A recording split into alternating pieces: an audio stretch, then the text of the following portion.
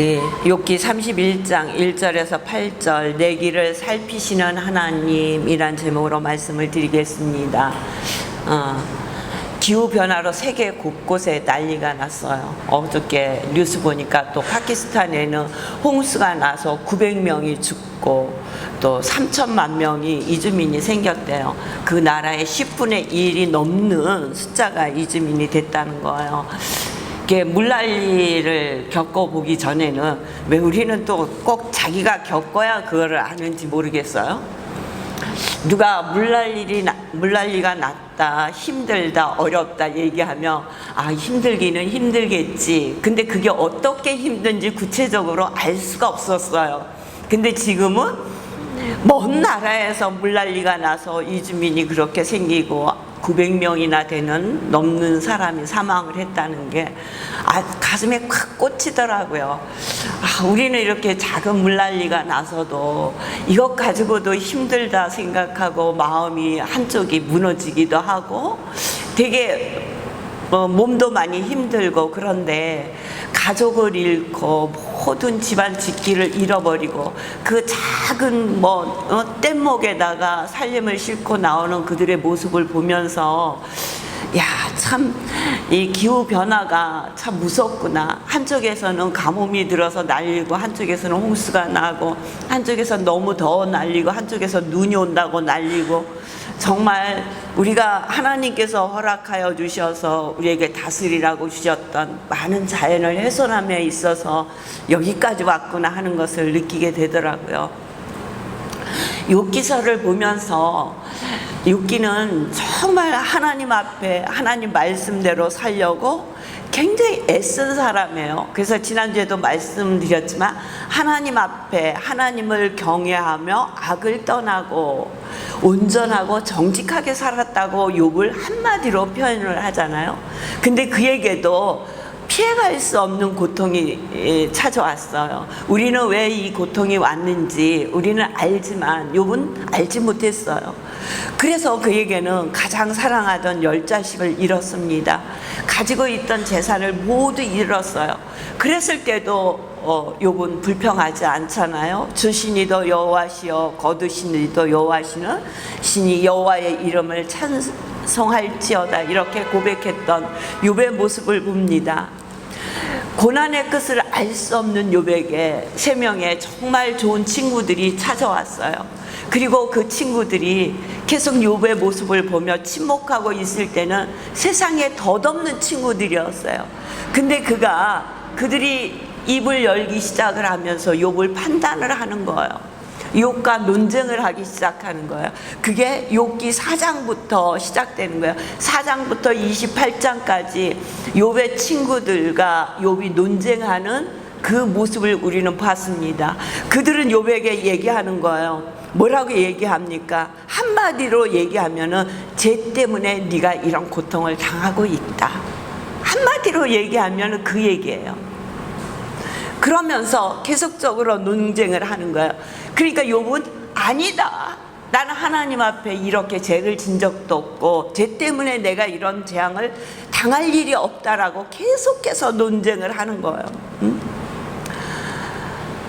너희들이 나에 대해서 무엇인가 잘못 생각하고 있다. 그런데 너희들이 생각하는 것만큼 나는 악하지 않다. 그렇게 죄를 짓지 않았다.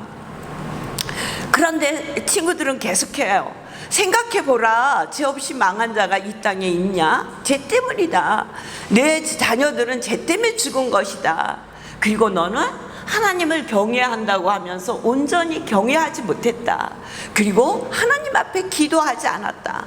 그러면서 계속 욥을 세 친구가 몰고 가는 거예요. 몰고 가다가 너는 하나님을 경외하지 않았어. 너의 겉모습만 경외한 거야. 겉으로만 나타낸 거야. 너의 속은 온전히 하나님을 경외하지 않았어. 그러면서 가슴 아파. 너 기도하지 않았어. 그렇게 얘기하는 거야. 그러니까 이 욥의 세 친구들의 모습을 보면서 우리도 너무 쉽게 얘기할 수 있는, 남의 아픔을 보고 너무 쉽게 얘기할 수 있는 부분들을 이 친구들은 하나님의 말씀을 가지고 이렇게 욥에게 따지기 시작을 하는 거예요. 그러니까 그러니까 제가 얼마 전에, 한참 전에 그런 얘기를 했을 거예요. 어떤 목사님이 신방을 가셔야 되는데 너무 어렵고 힘든 일을 당한 자녀가 건널목을 건널면서 교통사고로 사망한 가정에 신방을 가시게 됐어요. 그래서 이제 몇 분의 성도님들과 같이 신방을 가시는데 가다가 깜짝 놀라신 거예요. 저 집사는 안 왔으면 좋겠다 하는 집사가 그 자리에 끼어 있었던 거예요. 그래서 목사님이 그 집에 가서 신방을 하시면서 그 집사를 당신 옆에 앉히시고 조심을 시키려고, 그리고 이제 예배를 잘 드렸어요. 그 예배를 드리고 나서 첫 마디가 그냥 아무 소리도 안 하고 있었으면 좋은데, 집사님, 왜 집사님의 자식이 죽었는지 알아? 집사님 죄 때문이야. 그렇게 얘기를 한 거예요. 집사님은, 그 집사님이 생활고에 어려움을 겪다가 작은 가게를 냈는데 그 가게에서 음료와 술을 함께 팔게 된 거예요. 그래서 그것 때문에 자식이 죽었다고 목사님이 아무리 그 옆에서 제재를 해도 눈치도 못 챌 뿐더러 시작한 말을 끝내지 못하는 거예요. 그러니까 그 말을 들은 그 엄마는 가슴에 난도질을 당한 것 같았을 것 같아요. 얇은 칼날로 그 가슴에 심장을 찢는 것 같은 아픔을 느꼈을 것 같아요. 근데 이 모습이, 이 집사의 분수 없는 모습이 우리 속에도 있다는 거예요. 쉽게 우리의 입술로 이 욥의 친구들처럼, 야, 너 그래 그렇게 하나님 말씀대로 살았어? 그런데 왜 이런 고난이 왔어? 너 진실로 하나님을 경외했어? 네 중심을 다해서 하나님을 사랑했어? 너 기도한다고 했잖아. 근데 너 정말 하나님 앞에 온전한 마음으로 기도했어? 이렇게 판단하고 있다는 거예요. 그러니까 욥은 이런 얘기를 들을 때마다 팔짝팔짝 뛰는 거예요. 욥기 읽어보세요. 욥이 얘기할 때 논쟁 중에 계속해서 욥이 같이 얘기를 하잖아. 한 엘리바스 얘기가 끝나면 또 논쟁을 하고, 빌달의 얘기가 끝나면 또 거기에 대해서 반대를 얘기하고, 소발의 얘기가 끝나면 또 욥이 얘기하고, 너무 가슴이 답답하니까 얘기할 수밖에 없는 거예요. 너희들 생각이 잘못됐어. 아니야, 나는. 그렇게 얘기를 하는 거예요. 그러니까 이들이 그 얘기를 듣다 나중에는 너 다시 생각해. 너 하나님을 그렇게 잘 섬겼어?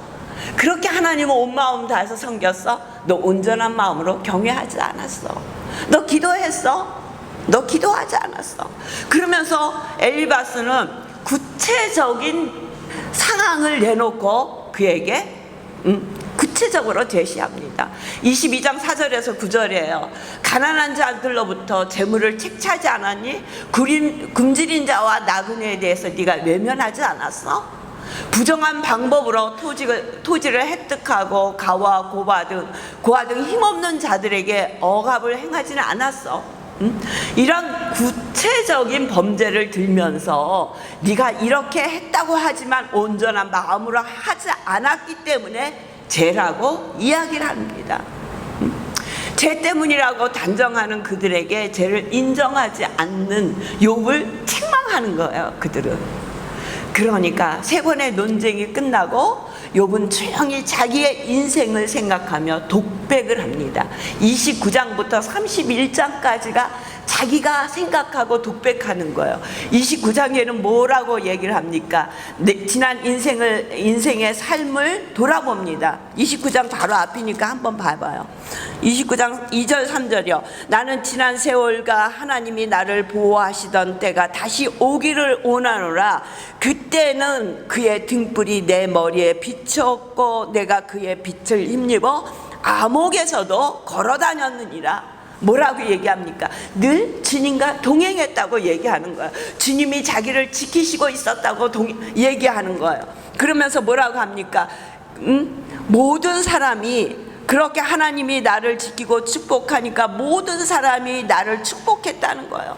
그리고 그 축복받은 그 삶으로 12절부터 이는 부르짖는 빈민가 도와줄 자 없는 고아를 내가 건졌다고 얘기하는 거예요. 13절에는 망하게 된 자도 나를 위하여 복을 빌었으므로 가부의 마음이 나로 말미암아 기뻐 노래했다고 얘기하는 거예요. 그러니까 어렵고 힘든 자들을 도왔다고 얘기하는 거예요. 내가 의를 옷으로 삼아 입었으며 나의 정의는 겉옷과 모자 같았다고 얘기해요. 자기는 옳고 고른 길을 걸으려고 애썼고 그 길을 걸으며 삶에 실천했다는 거예요. 그 많은 사람들이 그때는 장애인들이 쟤 때문이라고 생각해서 그들을 무시했을 때 그는 나는 맹인의 눈이 되고 다리 저는 자의 팔도 되고 빈궁한 자의 아버지도 되며 내가 모르는 사람의 송사를 돌봐주었다고 얘기하는 거예요. 나는 네가 생각하듯이 그렇게 남을 억압하고 가부들을 돕지 않고 범죄했다고 하는데 아니다. 나는 옛날에 내 삶을 돌아보니 하나님의 인도하심 안에 살면서 그 받은 축복으로 이웃과 함께하며 그들과 함께 살았다고 얘기하는 거예요. 자기가 도와야 할 자를 모른다고 외면하지 않았다고 얘기하는 거예요. 그렇게 욥은 살았다는 거예요. 그런데 그렇게 살던 그에게 많은 사람들은 그의 발소리를 듣고 그의 말소리를 듣고 그를 경외하며 쳐다봤는데 30장에 보니까 그러나 이제는 나보다 젊은 자들이 나를 비웃는구나. 그들의 아비들은 내가 보기에 내 양떼를 지키는 개 중에도 둘만하지 못한 자들이니라. 아주 어렵고 힘든 자들도 이제는 욥의 말을 듣지 않을 뿐만 아니라 그를 비웃는다고 얘기하는 거예요. 자기가 너무 어렵고 힘들게 되니까, 너무 고통 가운데 있다 보니까, 고난 가운데 있다 보니까 많은 사람들이 자기를 비웃고 있다는 거예요. 그게 자기 현실이라는 거예요. 그런데 다시금 하나님 앞에 얘기하는 거예요. 하나님, 나는 지금까지 내가 어떻게 살았나를 돌아보면서 얘기하는 거예요. 내가 내 눈과 약속하였나니 어찌 처녀에게 주목하랴. 눈으로 지을 수 있는 안목의 정력을 제하면서 살았다는 거예요. 처녀를 바라보지 않았다는 거예요. 눈으로 아름다운 처녀를 바라보면서 죄를 짓지 않았다는 거예요. 눈으로 지을 수 있는 많은 죄를 짓지 않았다고 얘기하는 것입니다.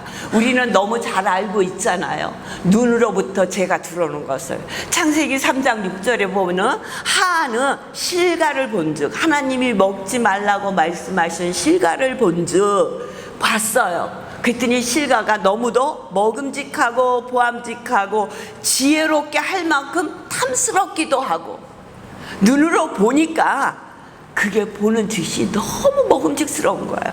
보암직한 거예요. 지혜롭게 할 만큼 탐스럽다는 거예요. 그게 어디서부터 시작됐다고요? 눈으로 봄으로부터 시작해서 자기 남편에게 주고 자기도 먹으면서 죄가 들어오잖아요. 눈으로부터 죄가 들어오는 거예요. 다윗도 하나님의 마음에 합한 자라고 말씀하셨어요. 근데 인생에 치명적인 오점을 남기잖아요.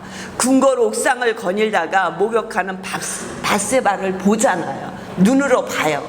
근데 그 여인이 너무너무 아름다운 거예요. 그래서 그 여인을 범하잖아요. 거기서 끝났으면 좋은데 거기서 끝나는 게 아니라 밧세바의 남편 우리아까지 죽이잖아요. 살인죄까지 범하는 거예요. 이게 눈으로 봄으로 인해서 죄가 들어와서 그 마음을 제거하지 못하니까 간음을 행하고 살인을 저지르는 거예요. 그러니까 눈으로 들어오는 죄가 얼마나 무서운지 몰라요. 그래서 주님은 마태복음 5장 29절에 뭐라고 말씀하시냐면, 만약 내 오른 눈이 너로 실족하게 하거든 빼어버리라. 내 백제 중에 하나가 없어지고 온 몸이 지옥에 던져지지 않는 것이 유익하다고 말씀하셨어요. 근데 욥은 얘기해요. 내가 내 눈과 약속했대요.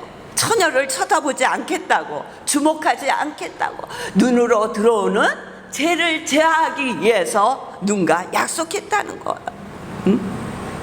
그러면서 이렇게 제어하고 살 수 있었던 것은 2절부터 우리 4절까지 보겠습니다. 그리하면 위에 계신 하나님께서 내리시는 분깃이 무엇이겠으며 높은 곳에 전능자께서 주시는 기업이 무엇이겠느냐. 불의한 자에게는 환난이 아니겠느냐. 행악자에게는 불행이 아니겠느냐. 그가 내 길을 살피지 아니하시느냐. 내 걸음을 다 세지 아니하시느냐. 하나님께서 자기의 걸음을 살피시고 걸음을 세신다고 느꼈다는 것은 늘 하나님을 인정하고 하나님과 동행했다는 거예요. 그분이 나를 보고 계심을 느끼고 살았다는 거예요. 욥은 자기 혼자 살지 않았어요. 하나님 앞에 제사 드릴 때만, 범죄의 제사를 드릴 때만 하나님을 느끼고 산 것이 아니에요. 늘 하나님과 동행하며 걸었다는 거예요. 늘 하나님을 의식하며 살았다는 거예요. 그러니까 하나님께서 그에게 의로운 자라 말씀하신 거예요. 그렇게 얘기하는 거예요. 그는 늘 하나님을 느끼며 살았다. 자기의 마음을 감찰하시는 하나님과 함께 하면서 살았다. 하나님 앞에 의롭게 살려고 노력했다는 것입니다. 그 이후로 보면 남의 아내를 탐내지 않았어요. 남의 아내를 탐낼 수 있는 귀한 자리에 있었음에도 그는 남의 아내를 탐내지 않았어요. 또 13절부터 보면은 종들을 학대하지 않았어요. 모든 사람을 평등하게 대했다는 거예요. 지금도 우리가 평등을 외치잖아요. 그런데 이때에 욥은 뭐라고 얘기해요? 13절에 만일 남종이나 여종이 나와 더불어 쟁론할 때 내가 그의 권리를 저버렸다며 하나님이 일어나실 때 내가 어떻게 하겠느냐? 하나님이 심판하실 때 내가 무엇이라 대답하겠느냐? 나를 태에서 만드신 이가 그도 만들지 아니하셨느냐? 하나님이 모든 사람을 창조했다고 느끼고 살았어요. 그러니까 저나 나나 똑같다고 생각하고 그들의 인권을 존중했다는 거예요. 그러니까 얼마나 하나님 말씀대로 살았고 하나님 말씀대로 살려고 애쓴 자인지 볼 수 있어요. 내가 언제 가난한 자의 손을 막았거나 가부의 눈으로 하여금 실망하게 하였던가? 고아나 가부 나그네의 부탁을 자기는 거절하지 않았다고 얘기하는 거예요. 어렵고 힘든 사람들이 자기에게 왔을 때 그는 그들을 거절하지 않았어요. 나그네가 거리에서 자지 아니하도록 나는 행인에게 내 문을 열어주었다고 얘기하는 거예요. 억울한 일을 당한 사람은 억울한 일을 당하지 않도록 배려를 했다고 얘기합니다. 24절에 보세요. 만일 내가 내 소망을 금에다 두고 순금에게 너는 내 의뢰하는 바라 하였다며 만일 재물의 풍부함과 손으로 얻은 것이 많음으로 기뻐하였다면, 이 얘기는 뭐냐? 나는 내가 가진 것을 의지하지 않고 살았다는 거예요. 그 가진 것 때문에 힘을 마음대로 발휘하고 살지 않았다는 거예요. 우리는 내가 가진 것이 보이기 시작하면 더 가지지 못한 것이 보이기 시작하기 때문에 그 가진 것을 지키기 위해서 그것으로 인해서 많은 어려움을 겪는 사람들이 많이 있잖아요. 자기만 어려움을 겪으면 좋은데 자기의 재산을 불리기 위해서 어렵고 힘든 사람도 어렵게 하잖아요. 얼마 전에 빌라 470채를 가진 부녀가 계속 뉴스에 나오잖아요. 그 집에 전세들은 모든 사람들이 깡통 전세가 된 거 아니에요. 전세를 산다는 거는 자기가 가지고 있는 모든 것을 거기다 넣고 산다는 거 아니에요. 근데 그 돈이 다 날아갔어. 근데 욥은 그 당시에 그들보다 더한 능력을 가진 사람이었지만 그것으로 힘을 내뿜지 않았다는 거예요. 황금 맞는 지에 살지 않았다고 얘기해요. 26절에 보니까 만일 해가 빛난가 달이 밝게 뜬 것을 보고 내 마음이 슬며시 유혹되어 내 손에 입맞췄다면, 이 얘기는 뭐냐면 1월 성신 앞에 우상 숭배하지 않았다는 거예요. 많은 사람들이 1월 성신을 섬기고 우상 숭배할 때 자기는 오직 하나님만 섬기며 살았다고 얘기하는 거예요. 이렇게 독백을 하는 거예요. 이렇게 하나님 앞에 자기의 모든 살아온 모습을 인생이, 저는 기록기라고 얘기하고 싶어요. 우리도 한번 이렇게 오늘까지 내가 사는 모습을 이렇게 욥처럼 쓴다면, 이 본문을 읽으면서 제가 29장, 30장, 31장을 계속 읽으면서 이 31장에 마음이 꽂혔던 것이, 내가 하나님 앞에 이렇게 욥처럼 나의 인생을 어떻게 살았습니다 하면서 인생 고백기를 한번 써본다면 쓸 말이 있을까? 별로 쓸 말이 없더라고요. 뭐라고 써요? 그냥 간단하게 하나님 은혜 너무 감사했습니다. 그 이상에는 쓸 말이 없는 거예요. 조목조목 뭐를 했다고 내놓을 것이 없는 거예요. 근데 욥은 대단하지 않아요? 응? 원수에게도 복수하지 않았다고 얘기하고요. 죄를 자기가 지은 죄가 있으면 감추지 않았다고 얘기하고요. 남에게 부당하게 빼앗은 것도 없다고 얘기하고요. 남의 것을 공짜로 빼앗은 적도 없다고 31장에 얘기하는 거예요. 어떻게 보면 이렇게 자기의 의로움을 하나님 앞에 다 내놓으면서 이렇게 하나님과 늘 동행하며 살았는데 나에게 왜 이런 고난이 당했느냐고 하나님 앞에 여쭤보는 글일 수도 있어요. 그러나 저는 이 글을 그렇게 보기 전에 어렵고 힘든 일을 겪으면서 친구들의 얘기를 들으면서 자기의 인생 여정을 다시 고백하는 그 글이지 않을까. 그리고 이 글을 쓰면서 내가 정말 하나님의 말씀대로 살지 못한 게 무엇이 있을까. 오늘 우리에게는 이 글을 보면서 욥은 훌륭하게 살았어, 욥은 정말 놀라운 사람이야, 그걸 느끼는 것이 아니라요, 이렇게 살았지만 욥이 고백한 것은 9장 2절에 보면 인생이 어찌 하나님 앞에 의로우랴, 의인은 없나니 하나도 없다 그랬어요. 이렇게 우리가 보면 한 점 부끄럼 없이 산 욥이라 할지라도 하나님 앞에 의롭다 할 수 없다는 거예요. 율법은 하나님 앞에 죄를 깨닫게 하지만 하나님의 놀라우신 은혜가 아니면 의롭다 하심을 얻을 자가 없다는 거예요. 저와 여러분이 욥같이 살 수도 없지만 살려고 한다고 그렇게 노력하고 산다 할지라도 하나님의 은혜가 아니면 의롭다함을 입을 수 없다는 거예요. 하나님이 욥에게 이제 다음 주에 욥에게 계속적으로 질문할 때 욥은 아무 대답도 할 수 없어요. 왜? 하나님의 은혜가 아니면 이 모든 것이 지금까지 누렸던 모든 것, 지금까지 지내왔던 모든 것이 하나님의 은혜임을 고백하는 욥의 모습을 우리가 볼 수 있습니다. 저와 여러분 이 땅에 살면서 정말 하나님의 은혜, 구원해 주신 하나님의 은혜를 누리시길 주의 이름으로 축원합니다. 그 은혜에 날마다 감사하시면서 사시길 주의 이름으로 축원합니다. 하루를 지내시면서 오늘은 내가 하나님 앞에 어떤 보고서를 쓸 수 있을지 고민하시는 저와 여러분이 되시기를 주의 이름으로 축원합니다.